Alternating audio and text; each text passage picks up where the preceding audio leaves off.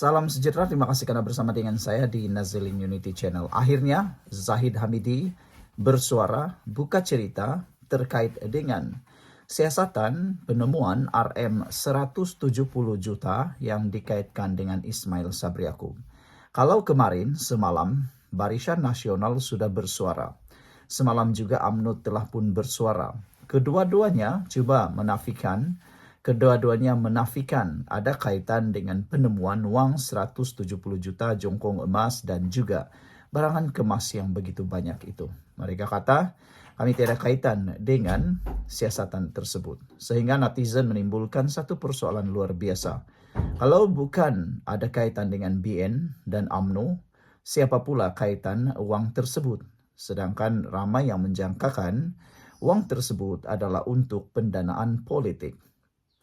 Persoalan itu akan kita jawab selepas ini. Siapa yang ada penyakit kencing manis, tinggi darah, dan juga gout, tekan butang produk yang ada di ruangan ini. Saya kongsikan dengan Anda karena saya tahu dalam channel ini banyak penyokong, ada penonton yang mempunyai masalah penyakit gout, kencing manis, dan tinggi darah.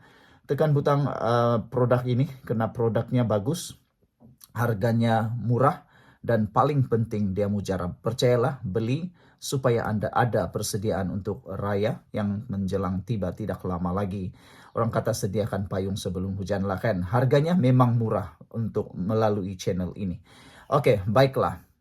Ini kata Zahid Hamidi selepas penemuan 170 juta dan jongkong emas itu. Zahid kata, harap Ismail Sabri dapat keadilan macam saya. Inilah kata-kata yang sebenarnya terbaik.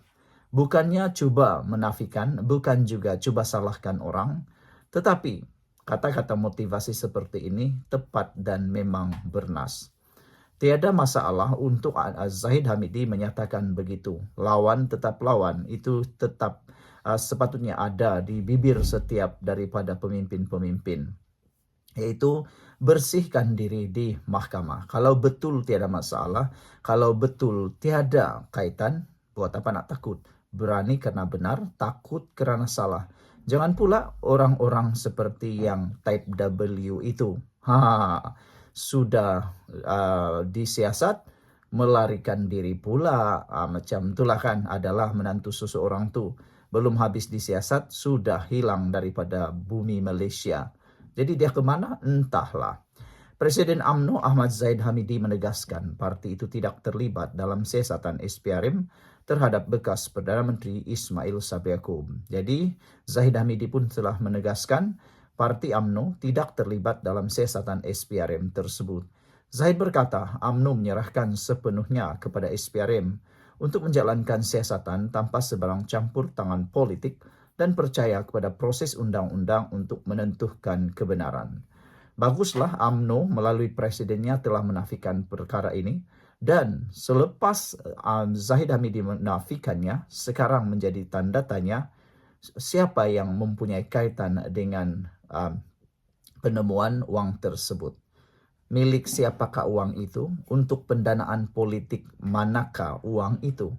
Kalau bukan UMNO, bukan Barisan Nasional, bukan Pakatan Harapan, bukan Kerajaan Madani, jadi siapakah yang akan mendapat keuntungan terhadap uang 170 juta itu? Itu menjadi pertanyaan besar yang pastinya akan membuka banyak minda, banyak pikiran kepada kita semua. Ada juga spekulasi menyatakan kononnya duit itu untuk proyek Tebuk Atap 20.0, tapi tak tahulah kebenarannya. Itu spekulasi semata-mata yang belum ada penafian, belum ada pengesahan dan sebagainya. Kata Zahid Hamidi, kita menghormati SPRM dan kita harap SPRM berlaku adil dan tentunya profesional di dalam melakukan penyiasatan. Saya secara pribadi, saya juga pernah mengalami keadaan itu. Jelas apabila kes saya dibawa ke mahkamah, walaupun pelbagai pihak yang melemparkan pelbagai tuduhan dan sebagainya, akhirnya keadilan telah dapat ditegakkan dan saya harap perkara yang sama akan dapat berlaku di mahkamah, dan itulah harapan kita dalam kes ini, kata Zahid Hamidi. Pada 4 September 2023, mahkamah melepas tanpa membebaskan Zahid Hamidi daripada 47 pertuduhan rasuah, pecah amanah dan pengubahan wang haram, membabitkan dana Yayasan Akal Budi. Ya, selepas Ketua Bahagian Rayuan dan Pembicaraan EGC menggariskan 11 alasan bagi menyokong permohonan agar timbalan Perdana Menteri itu dilepas tanpa dibebaskan di NAA bagi semua 47 pertuduhan. Dalam pada itu, Zahid hari ini juga merujuk kenyataan Setiausaha Agung UMNO Ashraf Wadi Dusuki yang menjelaskan pendirian parti berhubung isu siasatan SPRM terhadap Ismail Sabri. Ashraf berkata UMNO tidak akan teragak-agak untuk mengambil tindakan undang-undang terhadap mana-mana pihak yang secara sengaja mengaitkan, menuduh atau mencipta persepsi bahawa parti ini mempunyai hubungan dengan kes yang sedang disiasat. SPRM telah bercakap dengan Dr. Ismail Sabri untuk mendapatkan gambaran lebih jelas mengenai keadaan bekas Perdana Menteri itu dan memastikan dia sihat untuk memberi kenyataan pada tarikh baru itu, iaitu sehari selepas tempoh yang dinyatakan dalam MC berkenan. SPRM telah pun menyoal Ismail Sabri Yaakob selama 5 jam pada 18 Februari sebagai sebahagian daripada siasatan terhadap perbelanjaan untuk kempen promosi keluarga Malaysia ketika pentadbiran Perdana Menteri ke-9 itu. SPRM juga telah merampas RM170 juta ringgit dalam pelbagai mata wang dan 16 kilogram emas dari premis yang dikaitkan dengan bekas pembantu Ismail Sabri. Beberapa hari selepas soal siasat, pertama Ismail Sabri dilaporkan rebah di rumahnya dan dimasukkan ke hospital. Sehari kemudian pada 23 Februari, anak perempuannya Nina Sabrina berkata bapaknya stabil dan semakin sihat. Manakala setiausaha akbarnya Azran Fitri Rahim dipetik berkata, tekanan darah Ismail Sabri meningkat sedikit. Saudara, ada beberapa kenyataan atau ada beberapa komen daripada netizen di ruangan Malaysia kini berkait isu ini.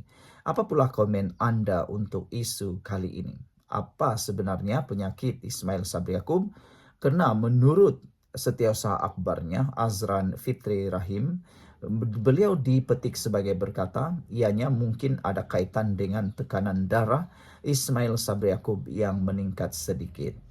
Jadi dikabarkan oleh anak perempuan Ismail Sabri, iaitu Nina Sabrina, kini Ismail Sabri Yaakob stabil dan semakin sihat. Jadi semoga dengan itu Ismail Sabri Yaakob dapat disiasat sekali lagi. Dan lebih penting lagi seperti yang dinyatakan oleh Zahid Hamidi, supaya Ismail Sabri Yaakob dapat keadilan macam dia dan dapat membuktikan, membersihkan dirinya di mahkamah.